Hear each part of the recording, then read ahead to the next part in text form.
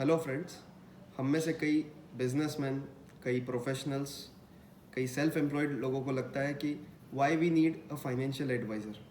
Market के terms में हमें एडवाइज़र की क्या ज़रूरत है। हम ऑलरेडी बहुत सारे उतार चढ़ाव, अप डाउन्स कई सालों से देख रहे हैं। हमको खुद को इतना एक्सपीरियंस आ चुका है कि अब हमें एडवाइज़र की क्या ज़रूरत है। तो आइए हम इस वीडियो में देखते हैं कि why every one of us need a financial advisor. मैं CACFP वेणुगोपाल संदीप जवर रिद्धि सिद्धि इन्वेस्टमेंट की ओर से आप सभी का हार्दिक स्वागत करता हूँ। मार्केट रिलेटेड मेरी जिससे भी बात होती है तो मैं उन सबसे एक कॉमन क्वेश्चन पूछता हूँ, what is your basis of selection of the stock.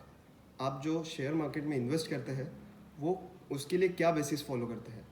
So the most common answers which I get they are कि मेरे फ्रेंड ने मुझे बताया, मेरे फ्रेंड के फ्रेंड ने, रिलेटिव ने इसमें इन्वेस्ट किया, मैंने कोई पेपर में, न्यूज़पेपर में पढ़ा, या कोई बिज़नेस चैनल टीवी पे मैंने बिज़नेस चैनल पे ये इसके बारे में सुना। सो फ्रेंड्स, ये वे ऑफ इन्वेस्टिंग सही नहीं है। मैं ये नहीं कह रहा हूँ कि इस वे से इन्वेस्ट करने से आपको रिटर्न नहीं मिलेगा, हो सकता है मिल भी जाए। It is 50-50% chance you are taking. So you should study a stock before investing. किसी भी स्टॉक में निवेश करने से पहले आपको उसकी प्रॉपर स्टडी करनी पड़ेगी। और जब मैं स्टडी बोल रहा हूँ तो it is not tracking of the stock. बहुत से लोग 4 महीने 6 महीने से एक स्टॉक को ट्रैक करते हैं, उसका हाई लो, उसमें कितनी वॉल्यूम ट्रेड हो रही है ये पता होता है उन्हें, एंड दे से कि we are studying that stock. जब मैं स्टडी अ स्टॉक बोल रहा हूँ तो वो होता है उस स्टॉक के बिजनेस के बारे में, कितने अलग अलग प्रोडक्ट्स है उस बारे में, मैनेजमेंट कैसी है वो देखना, अलग अलग फाइनेंशियल रेशियोज देखना, फ्री कैश फ्लो कितना है, ऑपरेटिंग प्रॉफिट कितना है, ROE कितना है, अलग अलग पैरामीटर्स देखना। और इसको डेली, हर क्वार्टरली अपडेट भी करना पड़ेगा ये सारी फिगर्स को। तो जो पर्सन ये सब नहीं कर पाता है या अपने रोज डे टू डे टाइम में इस चीज़ को टाइम नहीं दे पाता है due to this his primary business, उन्हें नीड होती है फाइनेंशियल एडवाइज़र की। तो चलिए मैं आपको कुछ सवाल पूछता हूँ। मान लीजिए आपने 100 रुपये 2 स्टॉक में इन्वेस्ट किए, stock A and stock B।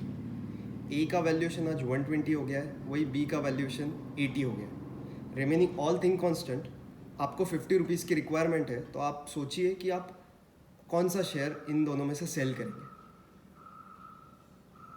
जी हाँ, सभी बहुत से लोगों के फर्स्ट इंस्टिंक्ट में आंसर आया होगा स्टॉक A। अब एक और सवाल मैं पूछता हूँ। मान लीजिए आपके नेबर शर्मा जी, इनके 2 लड़के हैं A एंड B। A जो बड़ा लड़का है वो बहुत ही ओबीडियंट है, सभी बात मानता है, और B जो है वो डिसओबीडियंट है, उल्टा जवाब देता है, आर्ग्यू करता है।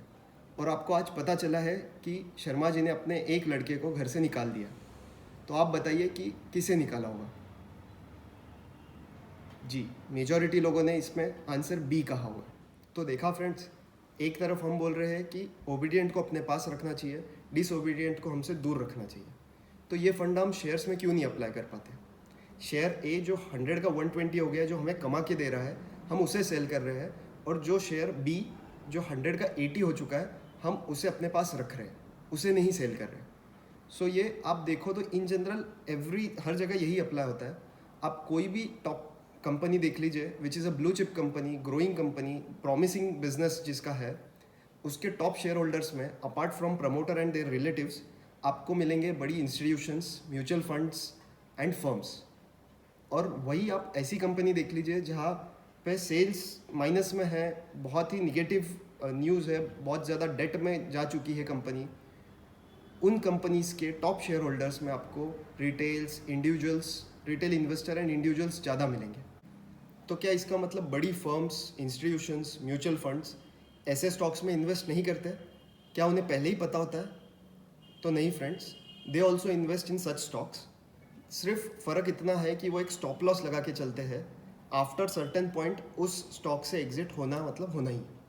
और वही ह्यूमन टेंडेंसी, नॉर्मल इंडिविजुअल का जो टेंडेंसी है, उनसे लॉस बुक नहीं होता है और प्रॉफिट कई बार बहुत जल्दी बुक हो जाता है। तो हमारे जो एग्जाम्पल में शेयर B इस वजह से ही सेल नहीं हो पाया हमसे, जो 100 का 80 हो चुका था, वो थॉट सबका ये आ रहा था कि आगे चल के ये फिर 100 हो जाएगा तब सेल करूँगा, why to book a loss. फिर ऐसे ही शेयर्स आगे चल के 60, 50, 40 होते हैं, तब हम सोचते हैं कि अब तो आधा ही पैसा मिलेगा, अब क्या काम का, और आगे चल के ये शेयर डिमिनिश हो जाते हैं। टू कंक्लूड, हमें फाइनेंशियल एडवाइज़र चाहिए to decide the sector, scheme, stock to invest in. किस स्टॉक, सेक्टर, स्कीम में कब एंट्री करनी है, कब एग्जिट करनी है, ये आपका फाइनेंशियल एडवाइज़र आपके लिए डिसाइड करता है। सबसे इम्पॉर्टेंट इसी के साथ में एक पॉइंट आता है इमोशनल क्वेश्चन का। जब भी कहीं मनी इन्वॉल्व होता है तो वी डोंट थिंक रैशनली, हम इमोशनली कई बार डिसीजन लेते हैं। तो ऐसे समय में हमारा डिसीजन गलत ना हो, so it is the role of the advisor to handle your emotional question. So while investing you should always consult your financial advisor, या और भी कोई क्वेरी हो तो आप नीचे दिए हुए नंबर पे मुझे पूछ सकते हैं, बता सकते हैं। आपको ये वीडियो कैसा लगा कमेंट सेक्शन में ज़रूर बताइए, एंड इसी तरह की वीडियोस आप तक पहुंचती रहे, इसीलिए do like, share and subscribe the channel. मिलते हैं अगले वीडियो में, तब तक के लिए good bye, stay home, stay safe and stay invested.